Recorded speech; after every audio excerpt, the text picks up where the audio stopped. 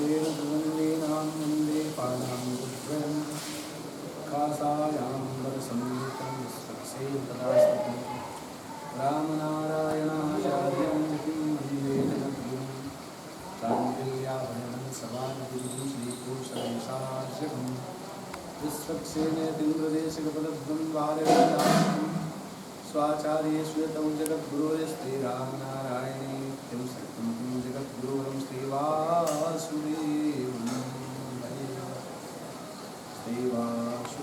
भजे कृष्णाय वासुदेवाय हरे परमात्मने नन्दकुमाराय गोविन्दाय गोविन्दाय। भगवान कृष्ण के अवतार में जो अधर्म के भी लोग थे वह भी धर्म का चोला पहन करके आए थे। यद्यपि त्रेता में राक्षसों की पहचान होती थी, कौन सा राक्षस है कौन सा मानव। जिस तरह से आज के युग में आज के समय में ये पता नहीं चलता है यह मानव है कि दानव है, उसी तरह से द्वापर में भी ये नहीं पता चलता था, क्योंकि धर्म का चोला ओढ़ करके धर्म का रंग करके सारे दैत्य लोग सारे राक्षस लोग आते थे और अधर्म करने के लिए आते थे, पाप करने के लिए, धार्मिक बन करके पाप करना। भगवान कृष्ण ने उन अधर्मियों को भी पहचान कर करके उनको दंड दिया, चाहे वो वत्सासुर के रूप में, क्योंकि कभी भी धर्म यदि स्वरूप को धारण करता है तो धर्मो ही वृष रूप दृक्, धर्म यदि स्वरूप को धारण करता है बंधुओं तो वृषभ के स्वरूप को धारण करता है, बछड़े के स्वरूप को धारण करता है। और पृथ्वी के भी स्वरूप को गौरभत्वासुमुखी खन्ना, जब पृथ्वी रूप को धारण करती है तो गाय के रूप को धारण करती है, धेनुकासुर गाय बन करके आता है। और भगवान ने उन सबको देखते हुए चुनाव करते हुए उन सब लोगों का यथोचित स्वागत किया, सत्कार किया। बंधुओं, न्यायार्थ अपने बंधु को भी दंड देना धर्म है। स्वधर्म रक्षसाम भीरु परधर्मो भजाय, अपने धर्म में मर जाना मिट जाना अच्छा है, लेकिन दूसरे का धर्म आज हमें भयाक्रांत कर देगा, भयभीत कर देगा, हमको विनष्ट कर देगा। अपने धर्म में किसी भी तरह से हम चले, गिर पड़े फिर भी उठे फिर भी चले तो अच्छा है, लेकिन दूसरे का धर्म नहीं। जरासंध जैसे राक्षस भी तो इसी तरह के थे। जब भगवान कृष्ण ने अपने मामा स्त्री का वध कर दिया, मामा स्त्री कौन? कंस का वध कर दिया, तो कंस के वध के बाद जो है जरासंध को जब पता चला, जरासंध की पुत्रियां जाकर के कही कि मेरे पति का द्वारकाधीश ने वध कर दिया, मेरे पति का श्री कृष्ण ने वध कर दिया। इस तरह से जब कहे तो उन्होंने कहा अच्छा ऐसी बात है तो 17 बार आक्रमण किया, और 17 बार श्री राम का मतलब क्या है? बलराम। राम 3 है, कौन कौन? तो राम का मतलब परशुराम, श्री राम और बलराम, राम 3 है। तो बलराम जी जो है जब जरासंध को मारना चाहे तो भगवान कृष्ण ने रोक दिया, बस भैया बस छोड़ दीजिए उसके। भगवान ने जब इस तरह से कहा तो बलराम जी उस समय तो छोड़ दिए, लेकिन बाद में पूछे कहा तुमने उस दुष्ट को मारने के लिए मना क्यों कर? भैया मैंने इसीलिए मना कर दिया कि यह आतताई रहेगा, ये पापी रहेगा तो कितने राक्षसों को लेकर के आएगा। हम लोग त्रेता में कितनी लंबी चौड़ी यात्रा किए थे राक्षसों का वध करने के लिए, और ये आतताई रहेगा, पापी रहेगा तो घर बैठे सबके संहार करने का समय मिलेगा, सबको यहीं ले आएगा। और क्योंकि ये जाएगा, जीवित जाएगा, फिर जुटा करके राक्षसों को लेकर के आएगा। इस तरह से 17 बार पराजित करने के बाद भगवान 18वीं बार स्वयं वहाँ से मथुरा से प्रस्थान कर जाते हैं। मथुरा से प्रस्थान करने के लिए भगवान ने विश्वकर्मा को बुलाया, अपनी पुरी का निर्माण किया, रातों रात द्वारकापुरी का निर्माण कर दिया। और जब द्वारका से जाने लगे तो जरासंध ने पर्वतों में आग लगवा दिया, भगवान उससे भी बचे। काल यवन पीछा किया और काल यवन को भगवान लेकर के, क्योंकि भगवान सोचते हैं दुष्ट को तो दंड देना ही पड़ेगा, इसलिए भगवान काल यवन पीछे पीछे जा रहा है भगवान के। और भगवान घुस गए मुचकुंद गुफा में, जहाँ पर मुचकुंद जी महाराज बहुत दिनों से विश्राम कर रहे थे। मुचकुंद जी महाराज के ऊपर भगवान ने अपने पीताम्बर को उड़ा दिया, पीताम्बर को उड़ा दिया। और काल यवन पहुँचता है, कौन है कौन है? हाँ, अभी सो गया, नखड़ा कर रहा है, देख रहा है, सोच रहा है उससे बचने के लिए। और भगवान के ऊपर ज्यों ही मुचकुंद जी महाराज के ऊपर प्रहार किया तो मुचकुंद जी महाराज ने नेत्रों को खोला तो जल करके राख। बोले मुचकुंद महाराज कौन? बोले मुचकुंद जी महाराज जो है पहले देवासुर संग्राम जब होता था तो अयोध्या के राजाओं को बुलाया जाता। मुचकुंद महाराज भी गए हुए थे देवताओं के देवासुर संग्राम में, देवताओं को विजयश्री प्राप्त हुई। देवताओं से ने कहा कि क्या चाहिए आपको? तो बोले कि अब मैं अपने घर जाऊंगा। घर आए तो उस समय पृथ्वी लोक के कितने साल बीत गए थे पता नहीं, इनके खानदान का कोई बचा ही नहीं था। अंत में फिर लौट करके जाते हैं तो बोले कि अब आप जो भी वरदान अब मांग लीजिए, घर नहीं रह सकते हैं तो जो भी वरदान मांगना चाहिए मांगिए। बोले मुझे मोक्ष दे दो। देवताओं ने कहा ये तो मेरे बस की बात नहीं है। तो बोले मोक्ष कौन देगा? तो बोले भगवान नारायण के अलावा, भगवान वासुदेव के अलावा कोई मोक्ष देने का अधिकारी नहीं है। चाहे संसार में चाहे ब्रह्मा हो चाहे शंकर हो, कोई भी भगवान नारायण के अलावा मोक्ष देने वाला नहीं है। बोले ठीक है, तब कैसे मोक्ष होगा? तो इसके बदले में कुछ मांग लीजिए। बोले मैं इसके बदले में सोना मांग रहा हूँ। मोक्ष का दूसरा प्रतिरूप है तो सोना, निद्रा।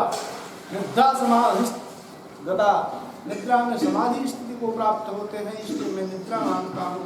यदि मैं अपने से जग जाऊं तब तो कोई बात नहीं, यदि मुझे कोई जगा दे तो मेरे देखते ही वो जल करके रात हो जाए। मुचकुंद जी महाराज मुचकुंद गुफा में विश्राम कर रहे थे।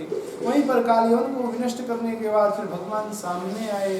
उसने कहा भगवान ये कौन है? कौन मेरे देखने से जल करके रात हो गया? भगवान ने कहा ये तो काल यवन था, किसी को विनष्ट करना था और आपके द्वारा इसको मैंने विनष्ट कर दिया। तो बोले कहीं आप गोविंद तो नहीं है, भगवान नारायण तो नहीं है, भगवान वासुदेव तो नहीं है?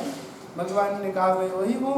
बोले कि भगवान तो मेरी अब वो इच्छा पूर्ण कर दीजिए, मुझे मोक्ष प्रदान कर दीजिए। मुचकुंद जी महाराज ने भगवान की दिव्य स्तुति किया और उसके बाद मोक्ष प्रदान किया। बंधु जरासंध भी इतना था। जरासंध मुचकुंद का उद्धार हो गया। मुचकुंद के उद्धार करने के बाद भगवान कृष्ण ने बलराम का विवाह रैवत की लड़की रेवती से हुआ।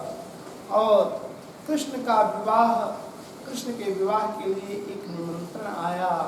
राजा भीष्म को नाम विदर्भाधिपति महान भीष्मक नाम के राजा हैं जो विदर्भ नरेश हैं, कौंडिन्य के जिनकी राजधानी है।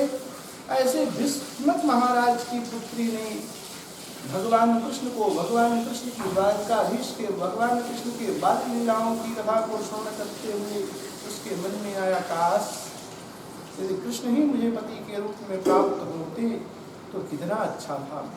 और लेकिन जो है उसका भाई रुक्मी था, 5 पुत्र थे, 1 कन्या था। रुक्मी 5 भाई था और रुक्मिणी अकेली कन्या थी।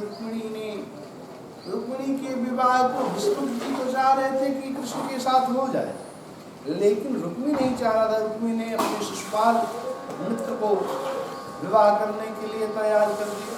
सोचा जरासंध के लिए तो रुक्मी है, इस तरह से सब तरह से अच्छा रहेगा, क्यों नहीं इन्हीं से विवाह किया जाए। और ऐसा सोच करके और जब रुक्मिणी को पता चलता है तो रुक्मिणी ने एक पत्र लिखा। पत्र लिख करके एक ब्राह्मण को बुलाया। ब्राह्मण ने कहा आप मेरे कार्य को कर दीजिए, मैं आपको मुँह मांगी दक्षिणा दूंगी। बोले क्या मुँह मांगी दक्षिणा दूंगी? जो आप मांगेंगे वो मैं दूंगी। ब्राह्मण देवता वो पत्र लेकर के द्वारकापुरी पहुँचते हैं। द्वारका में होता है कि जो है कुंडलपुर से भीष्म की राजधानी से एक दूत आया है। उस दूत के भगवान ने रहने की व्यवस्था कर दिया, सब कुछ कर दिया। भगवान मिले और उस रात्र में प्रसाद पाने के बाद जब विश्राम करने लगे, विश्राम करते हुए जिस समय विश्राम कर रहे थे रात में, तो रात पाते हो तो विश्राम कर रहे थे, तो विश्राम करते वक्त भगवान ब्रह्म देवता का चरण दबाने लगे, चरण सेवा करने लगे। जब सेवा करने लगे, सेवा करते लगे, उन्होंने ब्राह्मण देवता ने कहा आपका पत्र है लीजिए। बोले ब्राह्मण देवता आपका पत्र है, किसने भेजा है? रुक्मिणी ने भेजा है, देवी रुक्मिणी ने भेजा है। अच्छा, देवी रुक्मिणी ने भेजा है तो कोई बात नहीं है, इस पत्र को आप ही पढ़िए इसमें, क्योंकि यह प्रेम का पत्र है, प्रेम पत्र दूसरे का नहीं पढ़ना चाहिए। लेकिन भगवान ने कोई वासना तो मन में थी नहीं, इसलिए भगवान ने कहा कि आप ही स्वयं पढ़ लीजिए। उन्होंने पढ़ करके सुनाया। मैंने आपके गुणान, मैंने आपके गुणानुवाद को समझ कर करके मैं मन ही मन आपका वर्ण कर चुकी हूँ, और आप आइए मुझे ग्रहण कीजिए, नहीं तो कहीं सिंह के हिस्से को, जो शेर का भाग है, शेर के भाग को कहीं राक्षस मत लेकर के चला जाए। इस तरह से भगवान से निवेदन किया। और भगवान हमारी आपकी मुलाकात कहाँ होगी? तो जानते हैं, पूर्वेद्रस्ति महती कुलदेवी आपकाम यस्याम कुलम न वधु ध्रुजाम वेदाम। विवाह से पहले जब जो नवी नवेली दूल्हन बनने वाली होती है, वह विवाह से एक दिन पूर्व जाती है गौरी पूजन के लिए। यहाँ शिशुपाल विवाह के लिए तैयार है, सब कुछ तैयारी है, लेकिन जानते हैं मैं अपने प्राणों का परित्याग कर दूंगी, लेकिन जो है इसके चक्कर में नहीं आऊँगी। यदि आप नहीं आएंगे तो मैं मृत्यु को वर्ण कर दूंगी, लेकिन इसको वर्ण नहीं कर सकती हूँ। भगवान ने कहा अच्छा ऐसी बात है तो हमारा मुलाकात होगा कहाँ? देवी मंदिर में, गिरिजा, जहाँ पूर्वे दुरस्त महती कुल देवी यात्रा, कुल देवी की यात्रा में ही मुलाकात होगा, दर्शन होगा। भगवान ने कहा ठीक है चलो। और भगवान वहाँ से दारू को कहते हैं, प्रगामी घोड़ों को तैयार करके घोड़ में जो है स्टार्ट यहाँ से चल देना है। श्री द्वारकाधीश जी महाराज निकलते हैं, और निकलने के बाद द्वारकाधीश जी महाराज वहाँ से चल करके जाते हैं, और जाने के बाद पहुँचते हैं इधर। बाद में देखते हैं बलराम जी कहाँ गए, द्वारकाधीश कृष्ण कहाँ गए, कृष्ण कहाँ गए? कृष्ण जो है पता चला कि वह भीष्मक की राजधानी से कुंडलपुर से दूत आया था पत्र लेकर के। उन्होंने बलराम जी समझ गए कि उनकी कन्या का विवाह होने वाला है, इसीलिए पत्र लेकर के आया था, उसी में गए होंगे। और बलराम जी भी सेना को लेकर के चल देते हैं। इधर भगवान पहुँचते हैं, और देवी रुक्मिणी जा रही है पूजा करने के लिए, और पूजा करने के लिए जा रही बड़ी सुरक्षा में, सारे चारों तरफ से सैनिकों से घिरा हुआ है। जाते जाते जाते जाते और धीरे धीरे जा रही हैं कि कब आ जाएं, कब द्वारकाधीश आ जाएं, कब मेरे प्राणनाथ आ जाएं। इस तरह से सोचते हुए विचार करते हुए जा रहे हैं। तब तक ब्राह्मण देवता को भगवान ने कुंडलपुर पहुँचने से पहले ही थोड़ा उतार दिया रथ से। ब्राह्मण देवता से भगवान ने कहा यही उतर जाइए आप। ब्राह्मण देवता ने कहा हमको यहाँ क्यों उतार रहे हैं, वहीं उतारते। ब्राह्मण देवता से भगवान ने कहा मैं ब्राह्मणों का हित करने वाला हूँ, ब्राह्मणों का कल्याण चाहने वाला हूँ, और कहीं यदि जो है रुक्मी को पता चल जाएगा कि तुम पत्र लेकर के गए थे तो तुम्हारी क्या हालत करेगा। मेरा तो काम है वो ब्राह्मण हिताय से, मैं गाय की रक्षा करता हूँ, ब्राह्मण का रक्षा करता हूँ, ब्राह्मण का वध न हो जाए, इसलिए आप उतर जाइए। ब्राह्मण देवता चल दिए, और देवी रुक्मिणी जा रही है पूजन करने के लिए। देवी रुक्मिणी ने देखा, ब्राह्मण देवता ने इशारा कर दिया तुम्हारा काम हो गया, और देवी रुक्मिणी ने वहाँ क्या किया, प्रणाम कर दिया ब्राह्मण देवता को। और प्रणाम कर लिया तो फिर भगवान द्वारकाधीश आए, और द्वारकाधीश ने देवी रुक्मिणी को रथ पर बैठाया, शंकर ध्वन किया, और शंकर ध्वन करने के बाद भगवान वहाँ से प्रस्थान हुए। रुक्मिणी आज सभी लोग भगवान के पीछे लगते हैं, और भगवान सबको जो है इधर बलराम जी जाकर के सारी सेना को बीच रास्ते में ही संभाल लेते हैं, अपनी सेना के साथ में जाकर के संभाल लेते हैं। और भगवान कृष्ण का पीछा रुक्मिणी फिर भी नहीं छोड़ा। अंत में भगवान ने रुक्मिणी को मारने के लिए तैयारी किया, और जो ही तलवार उठाया भगवान ने मारने के लिए, देवी रुक्मिणी ने चरण पकड़ लिए, भगवान कुछ भी हो मेरा भाई है, इसका आप वध मत कीजिए। भगवान ने कहा ठीक है, ऐसी बात है तो उसका क्षौर कर करके, बाल मुड़वा कर करके जो है रुक्मिणी को छोड़ दिया भगवान ने, और ले आकर के देवी रुक्मिणी से भगवान का प्रथम वेदी पर भगवती रुक्मिणी के साथ भगवान का विवाह हुआ। इस तरह से भगवान का प्रथम विवाह हुआ। उसके बाद जो है एक शस्त्राजित नाम के राजा है, वह भगवान सूर्य नारायण के परम उपासक हैं। राजा शस्त्राजितो नाम सूर्योपासको महान, सूर्य के उपासक हैं। उनका जो है सूर्य नारायण ने प्रसन्न होकर के उनको सीमंतक मणि प्रदान किया। सीमंतक मणि जो है एक दिन पहन करके राजसभा में गए। द्वारकाधीश ने कहा यह तो मणि महाराज उग्रसेन को देने लायक है, इस मणि को उग्रसेन जी महाराज को प्रदान कर दीजिए। तो उन्होंने कुछ जवाब नहीं दिया और फिर लौट गए।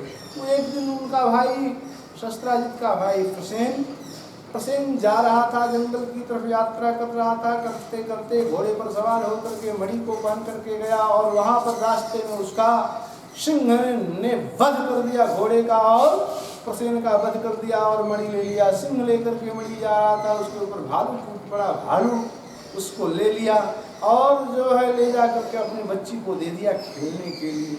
अब धीरे धीरे बात फैलना प्रारंभ हो गई कि कहीं द्वारकाधीश ने तो नहीं वध करवा दिया, मेरे भाई का मणि की बात कह रहे थे कि ये मणि महाराज उग्रसेन को दे दिया जाए, और मणि के चक्कर में मेरे भाई का वध तो नहीं करवा दिए। इस तरह से विचार करते हुए जब उन्होंने विचार किया तो हल्ला हो गया, धीरे धीरे प्रचार हुआ। भगवान कृष्ण को पता चला। कृष्ण जी उस मणि का, सीमंतक मणि का पता करने के लिए जब निकले तो निकल गए। लोगों को पद चिन्ह को देखते हुए देखे कि आगे शस्त्राजित मरा हुआ है, घोड़ा भी, प्रसेन भी मरा हुआ है और घोड़ा भी मरा है, लेकिन वहाँ मणि नहीं मिली। आगे देखे सिंह के चरणों के चिन्ह को देख करके सिंह के पास गए, आगे देखे सिंह भी मरा पड़ा हुआ है। फिर वहाँ से आगे बढ़े, भालू के चरणों के चिन्ह को देखते हुए उसको, और जब गुफा आई तो लोगों से भगवान ने कहा, लोगों ने मना किया अब इसके आगे मत जाइए। भगवान ने कहा नहीं, मैं जाऊँगा, यहाँ पर आप लोग रहिए और मेरा इंतजार 1 सप्ताह कीजिएगा। और भगवान का इंतजार 1 सप्ताह क्या, बहुत दिनों तक इंतजार करने के बाद अंत में सारे के सारे लोग लौट गए। और वहाँ भगवान जाते हैं तो देखते हैं एक बच्ची है, भालू की बेटी, और वह उस सीमंतक मणि को लेकर के खेल रही है। सीमंतक मणि को लेकर के खेल रही है भालू की बेटी। भगवान ने उस मणि को लेना चाहे तो भाई ने चिल्लाई, आवाज दी, अरे ये क्या कर रहे हो? भगवान ने कहा मैं इसी मणि के लिए आया हूँ। बोले आप यहाँ से चले जाओ, नहीं तो कहीं जाम्बवान जी जग जाएंगे तो गड़बड़ हो जाएगा। भगवान ने कहा अच्छा जाम्बवान जी को ही करने दीजिए। जाम्बवान को जगाया, जाम्बवान जी आए, भगवान से लड़ना प्रारंभ किए। 27 दिन 27 रात 28वां दिन आ गया और दोनों का युद्ध चलता रहा, लेकिन जो है कोई निर्णय नहीं हुआ। अंत में भगवान ने दे मारा एक घुसा और जाम्बवान जी महाराज गिर गए। और जब गिर पड़े तो भगवान के चरणों के निशान को देखे, और चरणों के निशान को देख कर करके भगवान को प्रणाम किया। प्रभु भगवान, मैं जान गया आप कौन है, मेरे स्वामी हैं, मैं आपसे कहाँ युद्ध कर सकता हूँ। आप जो है मुझे स्वीकार कीजिए, मेरे गलती हो गई, और गलती हो गई तो इस कन्या को आप वर्ण कीजिए। यदि आप मुझे माफ़ करते हैं तो इस कन्या का वर्ण कीजिए, मेरी बेटी को स्वीकार कीजिए, और उपहार के स्वरूप आप कौन हैं? भगवान ने कहा मैं वासुदेव कृष्ण हूँ,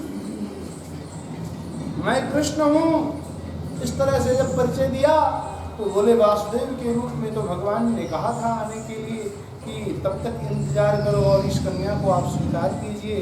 भगवान ने जाम्बवती को वहाँ से स्वीकार करके लेकर के आए द्वारकापुरी में, और द्वारकापुरी में आए तो द्वारकापुरी में आते ही देवी अरे भालू की बेटी भालू की तरह हो गई। तो भगवान ने कहा ऐसा करना, जब तुम अपने कमरे में चले जाना तो कमरा मत खोलना जब तक नहीं हम कहेंगे, जब तक इशारा नहीं होगा तब तक। और भगवान आए, पीताम्बरी उठा दिए, पीताम्बरी ओढ़ करके घुस गए रूम में। हाँ, तो देवी रुक्मिणी ने देखा ये कौन है? भगवान ने कहा तुम्हारी शबत है। हाँ, तो बोली तो मेरी शर्त है तो कितनी सुंदर है, मुझे देखना है। बोले तब तुम जाओ, देखो तुम देखने के लिए जाओ। देवी रुक्मिणी आ रही बाहर, दरवाजा खोलो दरवाजा खोलो दरवाजा खोलो। एक बोली अच्छा इतना तुम सुंदरी हो, इसलिए भगवान से पूछी कितनी सुंदर है, भगवान ने कहा बहुत सुंदर है।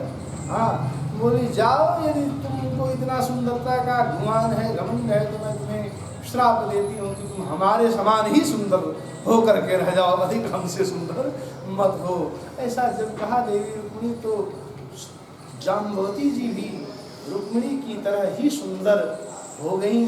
और उसके बाद भगवान ने कहा खोलो देवी, और जब खोलती हैं तो बात होती है। और उसके बाद जो है उस मणि को शस्त्राजित को लौटाया जाता है। शस्त्राजित को भगवान ने कहा इसको लीजिए। शस्त्राजित को भी आत्मग्लानि होती है कि मैंने प्रभु का अपमान किया है, भगवान का मैंने अपमान किया है, इसलिए इसका परिणाम तो मुझे भोगना पड़ेगा, इसलिए कोई उपाय करना चाहिए। क्या उपाय किया जाए? शस्त्राजित ने कहा मेरी एक बेटी है, उसको आप स्वीकार कीजिए सत्यभामा को समर्पित करने के लिए, और इस मणि को आप दहेज के रूप में ले लीजिए। भगवान ने कहा आपकी बेटी को तो स्वीकार कर लेता हूँ, लेकिन जिस दिन आप नहीं रहेंगे आपके कोई पुत्र है नहीं, इसलिए उस दिन इस संपत्ति का मालिक मैं ही हूँगा, लेकिन आप अपने पास मणि को रखिए। और मणि को रखा, विवाह हो गया। पहली वेदी पर किसके साथ भगवान का विवाह हुआ? तो भगवान का विवाह रुक्मिणी के साथ हुआ। दूसरी वेदी पे जाम्बवती और सत्यभामा के साथ भगवान का विवाह हुआ। इस तरह से भगवान का 3 विवाह हुआ। इधर जो है शस्त्राजित मणि के चक्कर में अक्रूर और कृतवर्मा ने मिलकर के कृतवर्मा ने शस्त्राजित का वध कर दिया। देवी सत्यभामा ने अपने पति कृष्ण को बुलाया और उनके पार्थिव शरीर को तेल में सुला दिया। भगवान कृष्ण ने कहा कि जिसने मेरे ससुर जी का वध किया है उसको मैं दंड अवश्य दूंगा, मैं मारूंगा, उसका वध करूंगा। और कृतवर्मा का वध किया जाता है। अक्रूर जी महाराज मणि लेकर के फरार हो जाते हैं। और फिर बाद में एक दिन अक्रूर जी महाराज द्वारका में पहुंचते हैं। भगवान ने कहा चाचा श्री, काका श्री, सब लोगों से बात हो रही, सब लोगों ने कहा मणि क्या हुई, मणि कहाँ से गायब हो गई?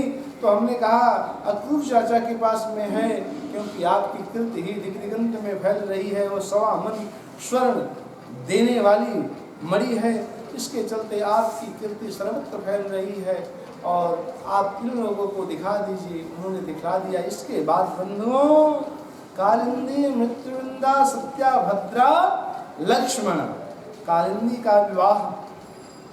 कालिंदी कौन है? तो साक्षात जमुना जी। हाँ, जमुना जी तपस्या कर रही थी कृष्ण के साथ। कृष्ण जी अर्जुन के साथ जा रहे थे। उसी जाकर के पता करो ये कौन है, तो पूछे कि आप कौन है, किस लिए तपस्या कर रहे? मैं तो देवी कालिंदी ने कहा मैं सूर्य नारायण की बेटी हूँ, मेरा नाम कालिंदी है, जमुना है। बोले किसके लिए तपस्या कर रही हो? बोले कृष्ण के लिए मैं तपस्या कर रही हूँ। बोले आप कृष्ण हैं क्या? बोले मैं कृष्ण नहीं हूँ।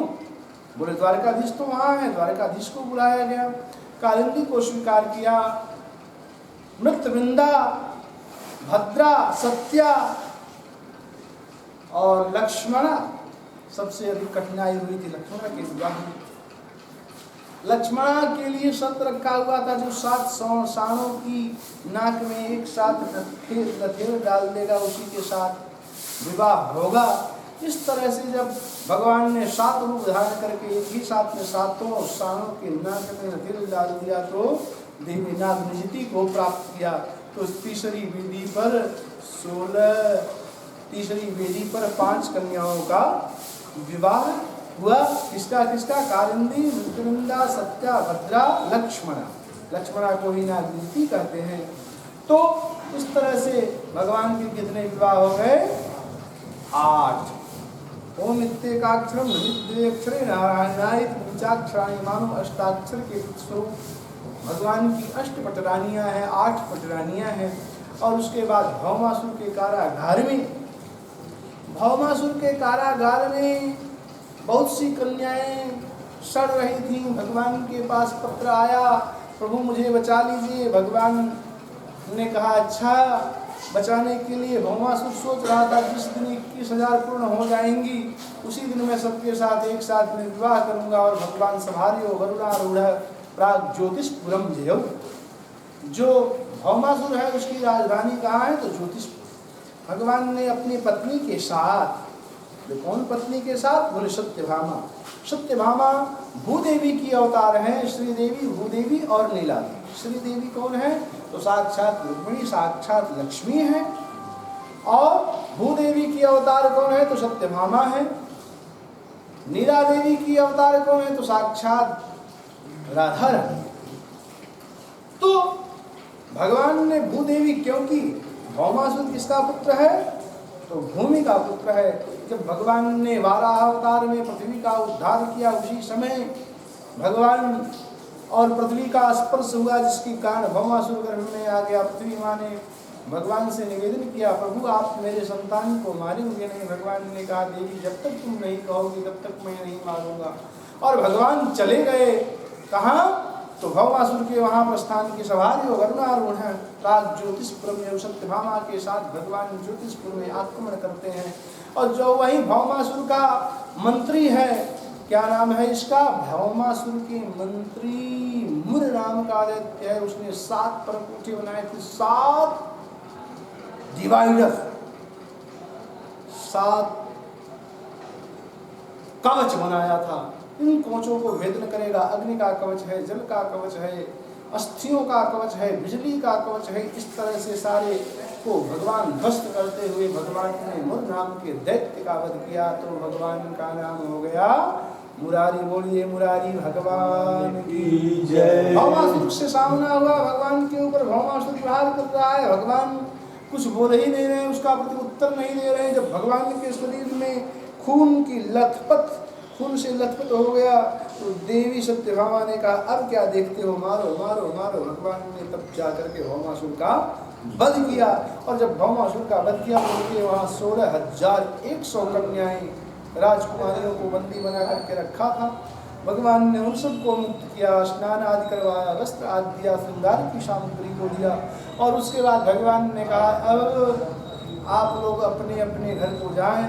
उन कन्याओं ने कहा भगवान आज के दिन में मुझे कौन स्वीकार करेगा? जिसको पता चलेगा कि ये भौमासुर के कारागार में इतना दिन नहीं है, कोई मुझे स्वीकार नहीं करेगा। मेरे बाप भी स्वीकार करने से इनकार कर देंगे, अब मुझे आप ही स्वीकार कीजिए। भगवान ने कहा ठीक है। तो भगवान ने 16,100 चौथी वेदी पर कितने लोगों से विवाह किया? 16,100। तब कितना हो गया सारे विवाह भगवान के? 16,108। भगवान के 16,108 विवाह हो गए। और जब 108 विवाह हो गए तो भगवान के द्वारा सबको संतान भी होना प्रारंभ हुआ। प्रत्येक पत्नियों को 10 + 1 = 11, 10 पुत्र प्लस 1 कन्या। इस तरह से भगवान ने मानो फौज ही खड़ी कर दी हो। और इनके संतानों को भी 10 + 1 = 11। इस तरह से 10 पुत्र प्लस 1 कन्या, इस तरह से संतानों की लड़ी लग गई। नारायणी सेना के सामने विश्व की कोई सेना सामने आ नहीं पाती थी। इतनी शक्तिशाली भगवान कृष्ण की द्वारकाधीश की सेना हो गई, इतनी यदुवंशी हो गए जिसके सामने किसी की चलने वाली नहीं थी। चाहे जितनी भी बड़ी महाशक्ति हो, उस समय की 2 महाशक्तियाँ कौन?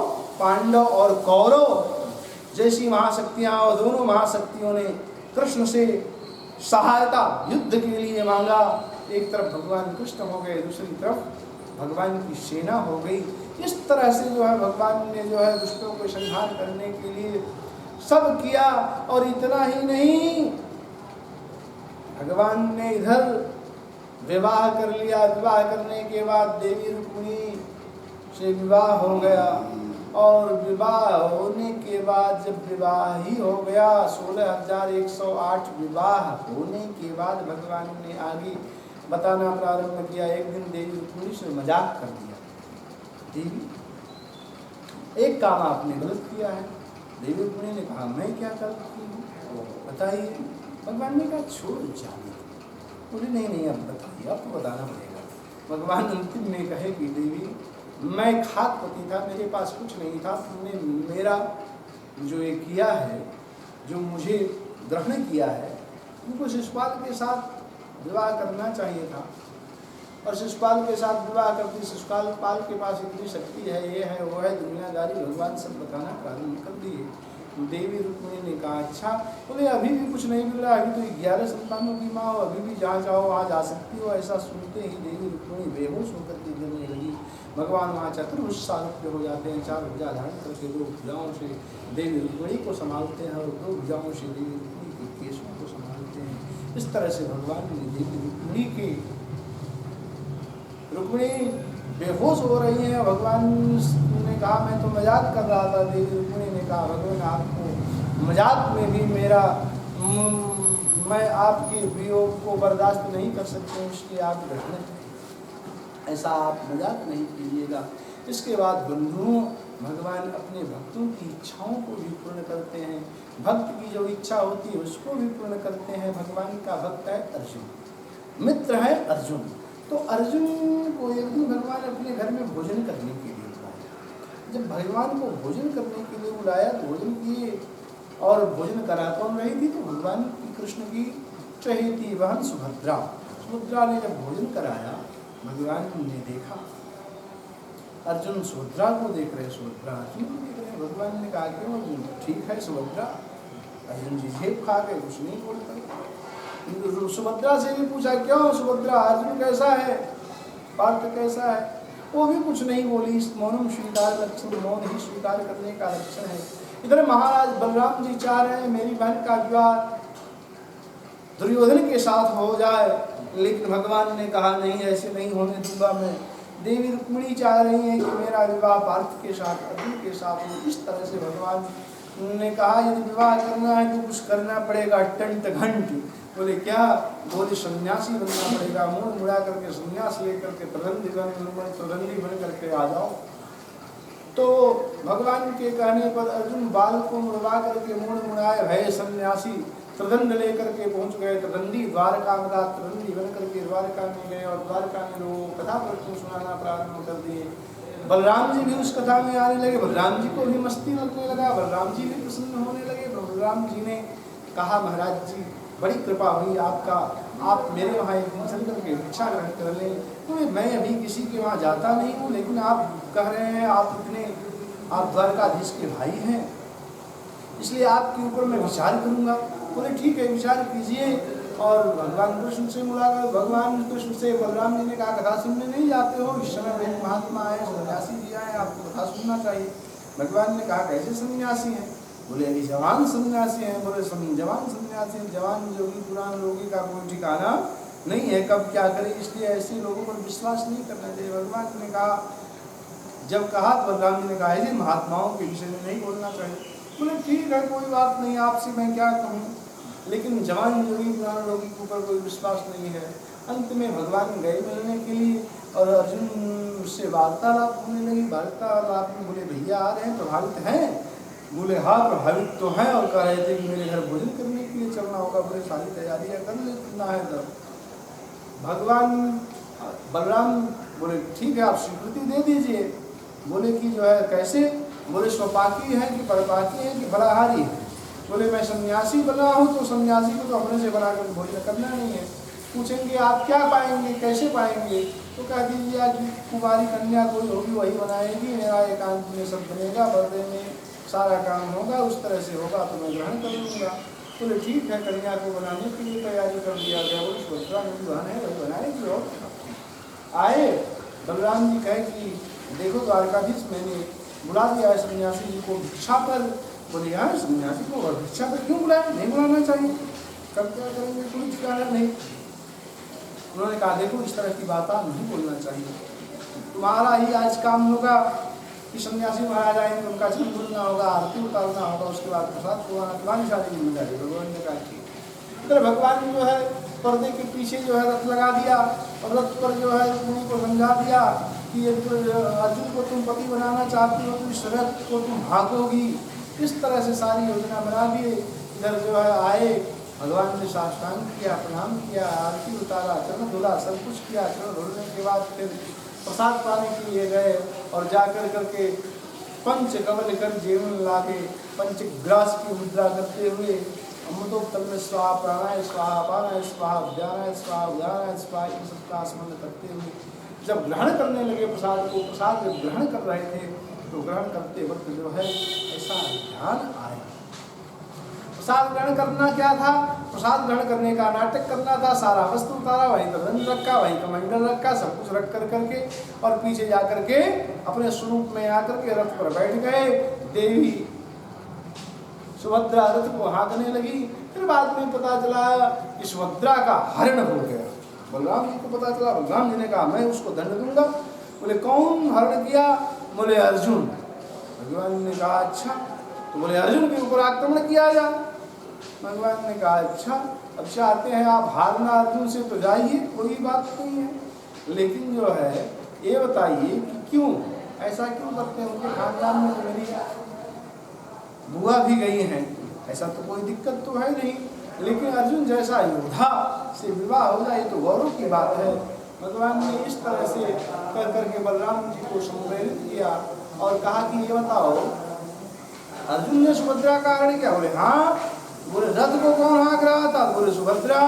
तब भगवान ने कहा इसका मतलब है अर्जुन ने सुभद्रा का हरण नहीं किया, सुभद्रा ने ही अर्जुन का अपहरण कर लिया। इस तरह से भगवान अपने भक्तों की समस्त इच्छाओं को पूर्ण करते हैं। भगवान ने अपने भक्त अपने मित्र अर्जुन के लिए अपनी बहन को भी समर्पित कर दिया, पत्नी के रूप में, धर्म पत्नी के रूप में दे दिया, प्रदान कर दिया। और भगवान कृष्ण का अर्जुन का विवाह श्री सुभद्रा के साथ होता है, सुभद्रा के साथ भी विवाह होता है। इतना ही नहीं, जब ये सब हो गया तो उसके बाद राजसूय युद्ध की महाराज जिससे राजसूय युद्ध करना चाहते थे, उसी समय जरासंध के कारागार में बंदी बने हुए राजाओं का भी निमंत्रण आता है। देवर्षि नारद राजसूय यज्ञ का निमंत्रण लेकर के आते हैं। राजसूय यज्ञ के लिए देवर्षि नारद निमंत्रण लेकर के आते हैं। उधर से एक ब्राह्मण पत्र लेकर के आता है, राजाओं ने रक्षा के लिए पुकारा था। अब भगवान ने कहा कहाँ जाया जाए, यज्ञ में पहले जाया जाए कि राजाओं की रक्षा किया जाए? उद्धव जी से भगवान ने वार्तालाप किया। उद्धव जी ने कहा एक पंथ दो काम, एक जगह जाइए और दोनों जगह का कार्य हो जाए तो अच्छा है। बोले कहाँ जाए? बोले पहले यज्ञ में जाइए, और यज्ञ में जाइए तो यज्ञ के लिए पूछिए कि आपने राजसू यज्ञ करने के लिए निर्णय लिया है तो राजसू यज्ञ करने का आपको अधिकार है क्या, राइट है क्या? आपने सभी राजाओं को जीत लिया? बोले कि सभी राजाओं को तो मैंने नहीं जीता है, जितना होगा इस तरह से जो है आक्रमण कर करके जो है सबको जीतना होगा, जरासंध को भी जीतना होगा। महाराज द्वारकाधीश जाते हैं इंद्रप्रस्थ में स्वागत होता है। उसके बाद भगवान ने कहा कि आप सभी राजाओं को, 10 दिशाओं के राजाओं को जीता है? नहीं। बोले नहीं, तत्काल पश्चिम उत्तर दक्षिण तीनों दिशाओं की राजाओं को जीतने के लिए भेज दिया जाता है। अंत में पूर्व दिशा का राजा बच जाता है, तो पूर्व दिशा के लिए बोले कि अब सेना लेकर के जाया जाए। भगवान ने कहा वहाँ सेना ले जाने से काम चलने वाला नहीं है, वहाँ तो द्वंद्व युद्ध करना होगा, क्योंकि जरा नाम की राक्षसी ने जरासंध को ज्वाइंट किया है, इसलिए जो है वहाँ वैसे काम चलेगा नहीं। और शिव का भक्त है, शिव जी का जब पूजा करता है, पूजा करने के बाद फिर कोई भी व्यक्ति जो भी उससे मांगता है तो वो पाता है। पहुँच गए भगवान, बोले यहाँ पर हम अकेले नहीं जाएंगे, 3 लोग को चुनना है, सेने की कोई आवश्यकता नहीं। अर्जुन को ले लिया, श्री कृष्ण हो गए द्वारकाधीश, अर्जुन और भीम तीनों लोग को लेकर के पहुंचे। रात्रि में विश्राम किया। प्रातः काल जिस समय पूजा से निकला, लोगों को दान कर रहा था। धर्म का स्वरूप, धर्म का चोला ओढ़ा हुआ है, धर्म के स्वरूप में दान कर रहा है। सोना चांदी हीरा मानस मोती माणिक जो भी आए हुए हैं भिक्षुक ब्राह्मण आदि सबको दे रहा है। देते देते देते देते भगवान कृष्ण के पास जब पहुंचा, भगवान ने कहा इस चीज को हम लेकर के क्या करेंगे? बोले तब किस लिए खड़े हो? बोले ये देना चाहते हो तो मुझे द्वंद्व युद्ध की भिक्षा ले दो। बोले द्वंद्व युद्ध की भिक्षा? ब्राह्मण कभी द्वंद्व युद्ध की भिक्षा मांग नहीं सकता, आप ब्राह्मण नहीं हो सकते हैं, आप बताइए कौन हैं? भगवान ने कहा मैं तो आपसे पुराना परिचित हूँ। बोले बताओ। बोले ये परिचय दे देता हूँ। ये पार्थ अर्जुन हैं, ये इनके बड़े भाई वृकोदर भीम हैं, और अनया मातुलेयम्मा, मैं इनका मातुलेय हूँ, मेरा भाई हूँ। कृष्ण जानाति ते रिपुः, मुझे आप जानते हैं, हमारी आपकी और मुलाकात हो गई है, मेरा नाम कृष्ण है। हम तीनों में से जिसको चाहो उसके साथ तुम द्वंद्व युद्ध की मैं भिक्षा मांगता हूँ। बोले ठीक है। द्वंद्व युद्ध के लिए ललकारा तो उसने कहा तुमसे तो लड़ेंगे नहीं, तुम तो भगेड़ू हो, भाग चले हो, और ये तो दुबला पतला है अर्जुन। हाँ, एक कुछ समय तक टिक सकता है। भीम के साथ लड़ाई होना प्रारंभ किया, लड़ते लड़ते लड़ते लड़ते सारा देखते देखते बहुत कुछ हो गया, और अंत में भगवान ने इशारा किया कि इसके शरीर को फाड़ करके फेंक दो, फाड़ करके लकड़ी की तरह चीड़ दिया टांग को, और फिर भी आकर के ज्वाइंट हो गया। इस तरह से बार बार ज्वाइंट हो रहा था। भगवान ने फिर एक दिन के को उठाया, उसको फाड़ करके विपरीत दिशा में फेंका और दिखाया भीम को इस तरह से करो, और जब इस तरह से किया, विपरीत दिशा में फेंका, तब फिर नहीं ज्वाइंट हुआ और जरासंध की मृत्यु हो गई। और जरासंध का पुत्र आया सहदेव। भगवान अब यदि आपका आदेश हो तो पिताजी की अंत्येष्टि करो। बोले अपने पिताजी की अंत्येष्टि करो, और जो है जो भी काम करना है करो। सहदेव ने कहा ठीक है, और सारे राजाओं को मुक्त किया गया। बोले इस राज्य के मालिक तो आप हैं। भगवान ने कहा मैं राज्य के लिए नहीं, महाराज से राजस्व यज्ञ कर रहे हैं, उसमें आपका सहयोग चाहिए, आपकी उपस्थिति चाहिए। उसने कहा ठीक है, और जितने भी राजा थे सब राजाओं को मुक्त किया, सबका क्षौर कर्म हुआ, सबको स्नान आदि कराया, सबको वस्त्र आदि दिया गया। उन राजाओं से उन्होंने कहा क्या मेरे लिए आदेश है?